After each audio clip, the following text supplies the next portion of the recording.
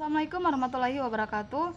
Nama saya Sirnata Lergubali. Saya akan mempresentasikan hasil kerja saya, yaitu tentang menganalisis penempatan dan orientasi sumber daya manusia. Adapun pengertian definisi orientasi dan penetapan pegawai dari berbagai ahli. Definisi orientasi dan penempatan pegawai adalah bagian penting dari manajemen sumber daya manusia. Dalam sebuah organisasi, berikut adalah pengertian dari beberapa ahli mengenai definisi orientasi dan penempatan pegawai. Deseler dan Tanebaum tahun 2011 menyatakan bahwa divisi orientasi dan penempatan pegawai adalah suatu program yang dirancang untuk membantu pegawai baru dalam memahami peran mereka dan menyesuaikan diri dengan budaya organisasi, serta memberikan informasi tentang hak dan kewajiban mereka sebagai pegawai. Adapun contoh definisi orientasi dan penetapan pegawai dari berbagai ahli. Yang pertama, pegawai menurut Gary Dessler. Menurut dari Dessler, seorang pakar manajemen sumber daya manusia ada 4 tahap dalam proses orientasi pegawai. Yang kedua, menurut Michael Armstrong, seorang ahli manajemen sumber daya manusia mengemukakan orientasi pegawai harus mencakup pengenalan perusahaan, pekerjaan atasan, dan rekan kerja. Definisi orientasi dan penetapan pegawai menurut Edwin, seorang ahli manajemen sumber daya manusia mengemukakan tujuan dari orientasi pegawai adalah untuk memperkenalkan mereka kepada perusahaan dan pekerjaan mereka dengan cara yang efektif. Baiklah, saya akan menjelaskan tentang format dan kegunaan dasar orientasi pegawai.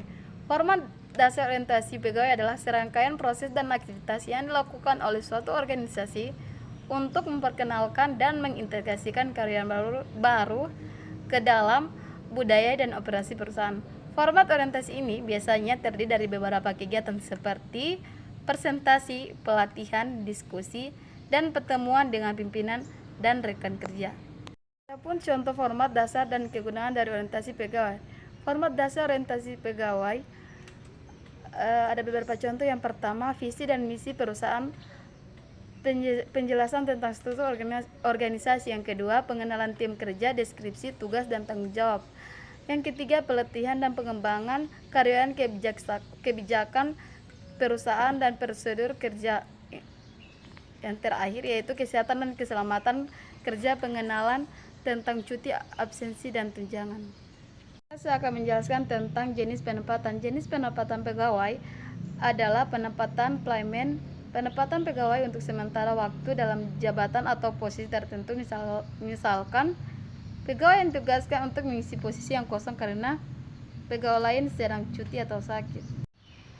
Ada 2 jenis contoh penetapan pegawai. Yang pertama, penetapan tetap.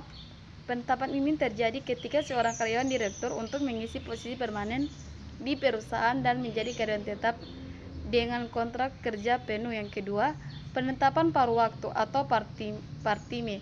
Penetapan paruh waktu terjadi ketika seorang karyawan bekerja hanya beberapa jam dalam seminggu atau hanya pada